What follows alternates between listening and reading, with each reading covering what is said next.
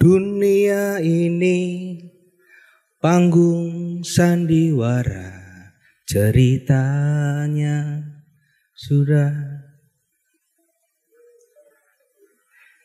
Setiap kita punya satu peranan yang harus kita mainkan.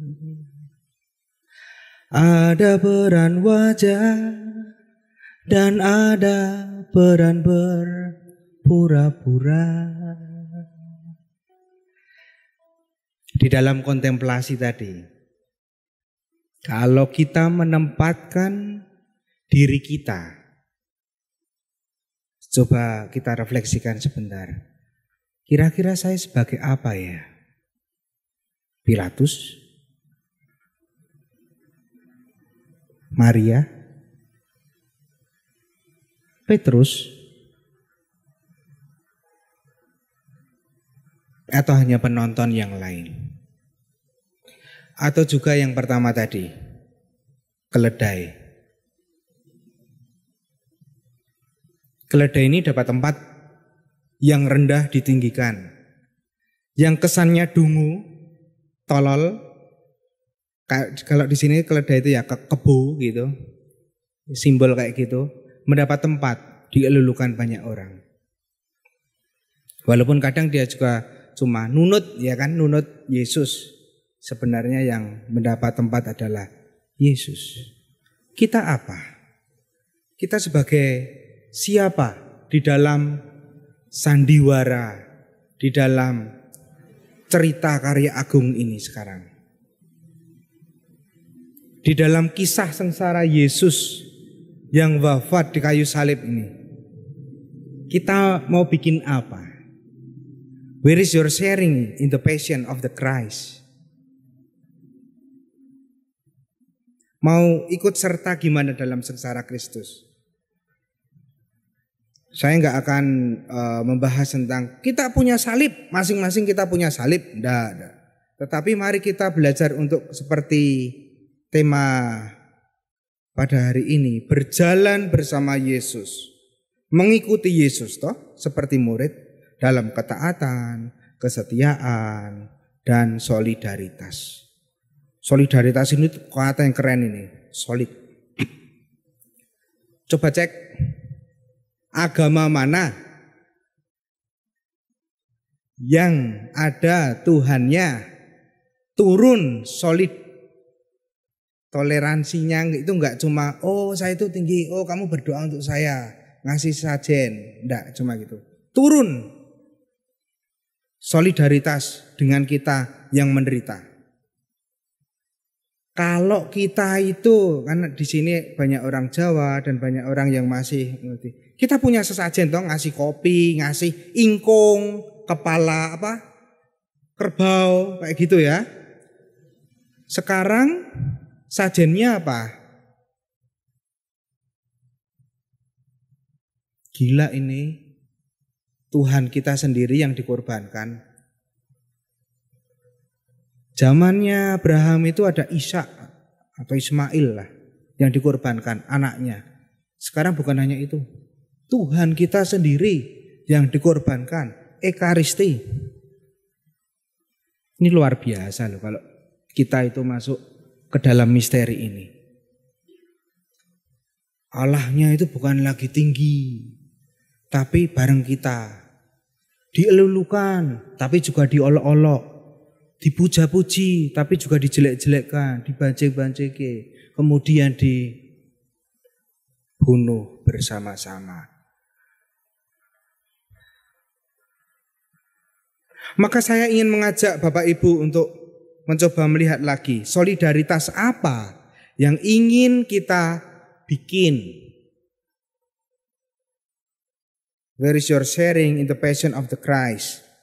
So I can only provoke you into thinking, what do you usually avoid? And whom? Are you built only for comfort? Maksud saya itu gini. Kalau teman-teman itu kemarin kan udah berapa sekali ini ya. Ini apakah kita selalu ini karena tahunan maka kita itu puasa, atau teman-teman itu oh saya sering puasa kok Romo, Ya, karena untuk diet, biar kurus kayak gitu. Nah, itu kan beda. Nah, mau nggak puasa untuk tujuan yang lain? Oh, kayak Tuhan Yesus kayak gitu. Kalau enggak ya Tuhan Yesus itu tinggilah. Kalau teman-teman punya niat sesuatu, doanya adalah puasa, pantang. Ini ada dalam agama kita dan mari kita pelihara ini. Prapaskah, puasa, pantang enggak cuma anual ini, tapi misalnya mau ujian atau mau dapat sesuatu yang baik gitu, atau ingin mendoakan anak yang gayuh mimpinya itu apa? Puasa, boleh kayak gitu. Untuk menyucikan hati. Saya ingin mengajak saudara-saudari untuk melihat ini. Mari kita belajar untuk berkomitmen. Jadi saya antisipasi ya, banyak orang kan menangis-nangis gitu, penuh dengan banjir emosi. Ya, kalau kita itu kalau Paskah itu biasanya apa? Waktu nonton film The Passion of the Christ, Mel Gibson itu nonton lalu nangis. Oh, mesake Tuhan Yesus. Besok Jumat kalau ada tablo di sini, saya nggak tahu ada tablo atau enggak. Oh, mesake yo disabeti Tuhan Yesus. Oh, kayak gitu. Nggak usah nangis, biasa baik. Bentahun kita merayakan kayak gitu. Yang jelas, berani nggak kita berkomitmen seperti Yesus? Menyelesaikan taat setia sampai mati. Kalau bisa mati nanti bisa tumbuh. Jadi ada refleksi itu. Kita kemarin sudah ada COVID ya, pandemi bersama-sama ini. Mari kita punya harapan juga untuk bangkit bersama. Jadi inilah yang kita rayakan hari ini. Pagi tadi saudara-saudara mendengar Yesus dielu-elukan. Yerusalem, Yerusalem, lihatlah rajamu. Bar kuwi rajane disalib. Itulah yang kita rayakan. Hidup kita itu dying, rising kayak gitu. Jatuh, bangun, jatuh. Itu Yesus jatuh pertama kali, bangkit lagi, jatuh, bangkit lagi, diselesaikan sampai disalib. Kemudian masih kamu itu katanya Mesias, anak Allah. Turun dong. Deddy Kobuser aja bisa bikin magic banyak. Kamu nggak bisa. Kamu katanya Mesias. Mesias abal-abal ini. Mesias itu bisa membawa seseorang atau suatu bangsa menuju suatu kemenangan. Gimana ini? Kok kayak mati? Tapi di situ ada kebangkitan. Disinilah kita belajar sesuatu. Hidup kita itu sepaket, saudara-saudara. Jatuh, bangun, hitam, putih. Sebaik-baiknya saudara, pasti ada teman, pasti ada musuh, ada yang tidak seneng. Jadi ya nggak apa-apa. Sejelek-jeleknya apa yang kamu lakukan, Hitler lah, atau kalau di tempat saya itu ada namanya Pol Pot. Ya ada itu kawan-kawannya yang memuja dia, ada juga yang menjelek-jelekan. Sepaket, hidup kita itu sepaket. Sudah kita pahami gitu aja, enak. Yang pasti adalah bagaimana kita berkomitmen untuk menyelesaikan misi kita di dunia ini. Kita itu beda-beda. Saya nggak tahu, mungkin saya dilahirkan seperti ini, kemudian saya punya misi sendiri di dunia. Mungkin Bapak Ibu di sini juga punya tugas dan misi sendiri-sendiri di dunia. Meja ini dibuat tukang untuk jadi kayu ini dibuat tukang untuk menjadi mimbar, punya misi sendiri di dunia. Kursi itu untuk diduduki, punya misi sendiri. Kita unik, kita selesaikan sendiri misi kita di dunia. Komitmen. Dan gambarannya adalah Yesus tadi yang jatuh, bangun, kayak gitu. Dan nanti bangkit. Saya itu di Kamboja. Ya di sana itu kalau melihat teman-teman di sini itu lagi demam drama Korea kayak gitu ya. Saya kan tinggal dengan para misionaris Korea, ada volunteer Korea juga sana, itu heran kok do iso mendem Korea atau Korean fever itu kenapa gitu. Tetapi ternyata itu mungkin catchy gitu, menyenangkan ya. Oh, sarangi, opa gitu, opa atau apa gitu. Apa itu bapak? Ya, atasnya ajusi ya gitu. Tapi kenapa kita kalau nonton drakor itu kok bisa mengharu biru itu? Nangis, wah, gembira. Bisa menikmati seperti itu. Saya ajak untuk maju lebih lanjut. Mengapa kita tidak melihat komitmen mereka? Maaf, orang Katolik di Korea itu punya komitmen tinggi loh. Berat loh, banyak martir di sana. Banyak martir di sana. Itu mereka siap mati untuk Kristus. Mari kita belajar untuk mendalami lagi ketika mereka bilang Song Bowa, Song Jawa, Song Jong Ilomone, Amen. Itu penuh dengan penghayatan. Mereka siap mati.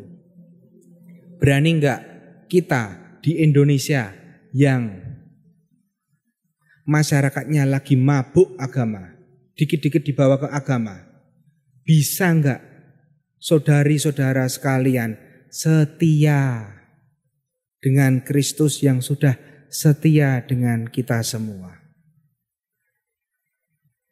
Berani enggak kita menyelesaikan saya beriman pada Kristus sampai mati?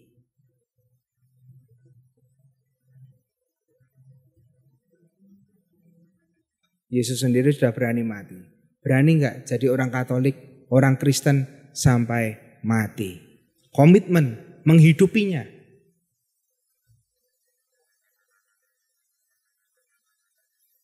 Saya itu di Kamboja, di sana sebagai misionaris. Negaranya itu mayoritas agamanya Buddha. Jadi kalau Buddha itu ya menerima semuanya, enak kayak gitu. Tapi agama yang diterima oleh negara adalah Buddha. Cukup sulit sebenarnya bisa mengatakan prospeknya ke depan dibandingkan orang sini atau orang Vietnam. Orang Vietnam itu devosinya itu tinggi. Lihat gambar Yesus gitu ya, salib itu bisa nangis-nangis, oh Tuhan Yesus gitu dirawat gerejanya. Orang Kamboja belum sampai itu. Masih tahap karena dulu itu perang ya. Perang Khmer Merah itu, kalau Khmer Rouge itu ada Pol Pot gitu loh. Teman saya dulu itu di suatu ketika ada yang meninggal ditembak karena mengkritik pemerintah. Di pom bensin ada kedai kopi gitu, Amazon namanya, ya kayak Starbucks lah. Kayak itu siang-siang bolong, mati. Nyawa murah. Dan banyak orang bertanya kepada saya, termasuk orang Kamboja, kok mau datang ke sini untuk membantu kami kayak gitu? Memang saya tidak melakukan kristenisasi seperti dulu, enggak. Saya hanya menyebarkan ini. Kalau ditanya orang ya, udah berapa baptisan yang kamu dapatkan? Saya jawab, enggak. Mereka tetap Buddha, tapi mereka mengenal Kristus. Saya sebarkan adalah faith of Jesus, bukan faith in Jesus. Jelas itu. Imannya Tuhan Yesus itu yang saya sebarkan. Tuhan Yesus beriman. Bahkan bilang, kalau kamu punya iman, kamu bisa memindahkan gunung. Beriman sampai mati gitu. Bukan hanya iman, oh kamu harus beriman pada Yesus ya, tak baptis dalam nama Bapa, Putra dan Roh Kudus, amin. Terus selesai. Habis itu jadi ikut misa. Habis itu hanya minta bantuan ke gereja terus. Enggak itu makanya. Karena sana itu masih sangat sederhana ya. Datang ke misa itu hanya nanti selesai. Romo saya itu sakit, mbok saya dibantu ini. Kok kamu lama enggak kelihatan nih? Dari mana aja? Ya Romo, sibuk. Ini mau baru bisa ke gereja. Rom, mbok nganu. Gendeng omahku didandani ya gitu. Itu biasa kalau di sana. Tentu aja honor stipendium tidak ada. Tapi yang jelas Disitulah iman kita ditantang untuk ini loh imannya Yesus. Maka saya ingin mengembalikan hal ini kepada saudara-saudari sekalian. Ada roda kehidupan, namanya Mohayetra, cokro manggilingan. Kadang kita di atas, kadang kita di bawah, kadang kita senang, kadang kita tuh sakit, ya sedih dan lain sebagainya. Itulah kehidupan, gelindingkanlah itu terus menerus. Itu yang pertama. Kedua, saya ajak saudara-saudari sekalian untuk berkomitmen mengikuti Kristus. Pertanyaannya adalah, apa yang sudah saya lakukan untuk Kristus? Apa yang sedang saya lakukan untuk Kristus? Dan apa yang akan saya lakukan untuk Kristus? Semoga dengan kata solidaritas ini kita benar-benar nyawiji dengan Tuhan kita Yesus Kristus dalam hembusan nafas, dalam setiap perbuatan kita, saat senang, saat sedih, saat utangnya akeh, saat mendapatkan kabar gembira. Semoga kita selalu bersama Tuhan Yesus Kristus. Amin. Amin. Tuhan memberkati saudara-saudari semuanya.